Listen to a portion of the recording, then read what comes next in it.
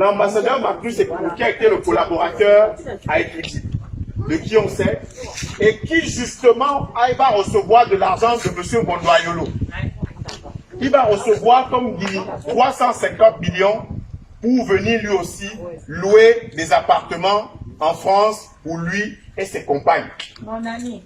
Donc, nous avons dit et nous répétons en boucle le message que nous avons diffusé il y a 2 heures ici. Nous disons que le 52 avenue Albert Ier, c'est chez nous et il faudrait qu'on nous dise ce qu'on en fait. Tout à fait. La famille Célestin Foula, cousin de M. Ayolo, doit sortir de cette maison. Et tout à l'heure, nos sœurs ont fait de belles propositions. 3 ont émergé. La première, c'est une solution d'urgence.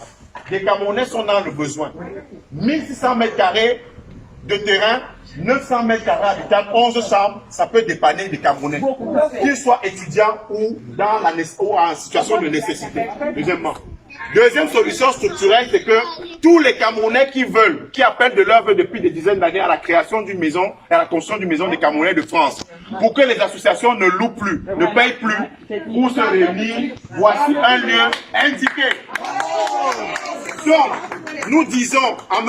Marcus Ekoumu que, comme vous avez l'habitude de l'arrogance, comme vous avez l'habitude de narguer les Camerounais, vous n'allez plus narguer les Camerounais que nous sommes.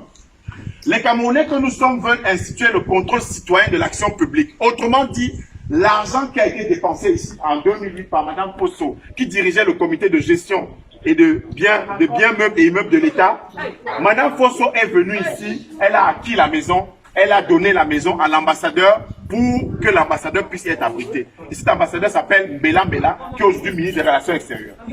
Donc nous disons que la recension que nous avons faite des biens qui appartiennent au Cameroun et des biens qui sont loués par le Cameroun, qui a été faite par ma modeste personne, nous allons aller à chacun de ces endroits pour demander premièrement à Mme Inago Sylvie, secrétaire à l'ambassade du Cameroun, recrutée par M. Guini. Non, la maîtresse de la maîtresse. Non, ça c'est son affaire. Écoutez, s'il vous plaît, parce que c'est très sérieux. S'il vous plaît, secrétaire à l'ambassade du Cameroun qui bénéficie de 2 980 €. Contrat signé le 11 septembre 2019 avec la société civile immobilière NHK5 et qui gère ce qu'on appelle Flexi-Location. C'est très précis ce que Moundé Djiba dit. Je suis le fils d'un homme qui était très sérieux, qui vendait les prunes et les tomates. Donc il comptait chaque tomate, chaque prune qu'il vendait. C'est pour ça que...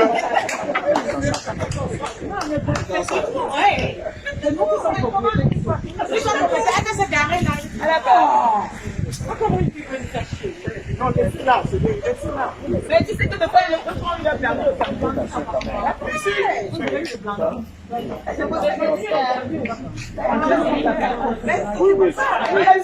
est là, elle est venue. Oui, venez nous couper. Je suis fatigué. Voilà.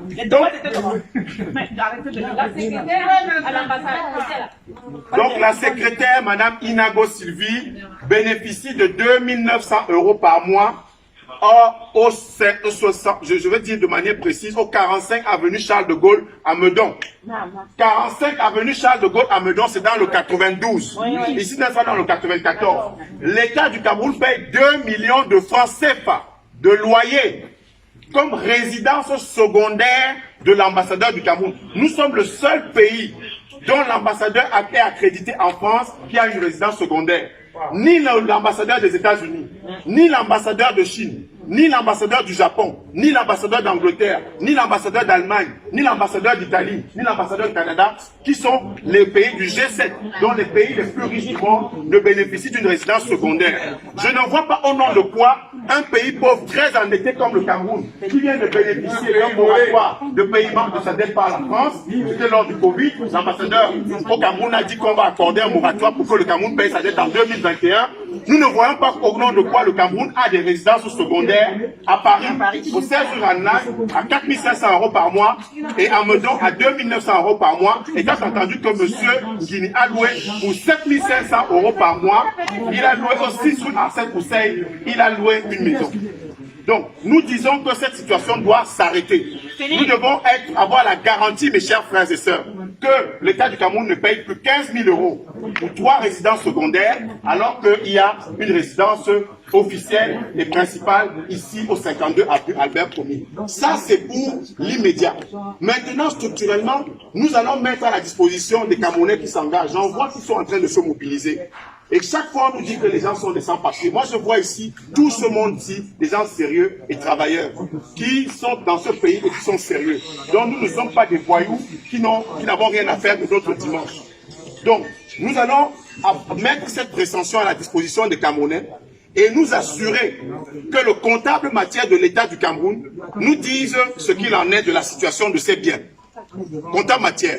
Et avec le grand frère Tiani, je parlais tout à l'heure de la situation de la Belgique et de la situation de l'Italie. Le Cameroun a en Italie un certain nombre de biens qui ont été acquis dans les années 80, comme à Paris. Et dans ce pays-là, le Cameroun a abandonné son ambassade et la résidence de l'ambassadeur depuis 10 ans. En 2014, le Cameroun a débloqué 3 milliards de francs pour réhabiliter l'ambassade et la résidence de l'ambassadeur. L'ambassade est située au 4 rue via Siracusa et la résidence de l'ambassadeur au 467 via de la Camerousia. C'est dans la banlieue sud de Rome. Nous allons nous rendre là-bas en Italie. On va s'organiser pour que dans ce pays d'Italie, l'ambassadeur Dominique Awana nous voit arriver et qu'on demande à l'ambassadeur Awana qu'en est-il des 3 milliards débloqués en 2014 pour réhabiliter la chancellerie et la résidence de l'ambassadeur. Nous allons nous organiser pour aller en Belgique également, où 2 appartements du Cameroun avaient été cédés à M. Bodion, qui était le frère du ministre Anon Adibime Pascal. On lui a cédé 2 appartements de 6 000 €. Donc, tout cela, je ne peux pas faire tout l'étalage de cette investigation ici. Nous avons recensé, et nous disons aux Camerounais que c'est notre travail, c'est notre devoir. Si vous continuez à envoyer des WhatsApp de nos familles, c'est très bien, mais c'est votre problème. Nous ne voulons plus que nos familles soient en train de nous demander de l'argent alors qu'on vient dépenser de l'argent en France, en Italie, en Belgique, en Allemagne. Nous ne voulons plus qu'on nous dise que le choléra sévit à l'extrême nord du Cameroun, alors qu'il y a 3 milliards de francs CFA qui sont plantés à Saint-Maur-de-Fossé, entièrement à Saint-Maur-de-Fossé, pour lesquels on dérange les policiers français et les policiers municipaux de Saint-Maur, et les voisins, alors même qu'ils seraient restés tranquilles le dimanche chez eux. Nous voulons que la récupération de nos biens soit faite dans les règles de l'art. Et je remercie vraiment tous les Camerounais, dont moi en premier, qui disent que plus jamais on ne va se coucher. Plus jamais on ne va se coucher dans ce pays. Et nous disons que nous n'avons peur de rien. Quand on va aux toilettes, quand on s'est bien nettoyé, on n'a pas peur de sortir parce qu'on ne va pas sortir. Donc nous disons ici, parce qu'il faut que ça s'entende, qu'aucun moyen de pression ne sera exercé contre nos personnes. Aucun moyen de pression.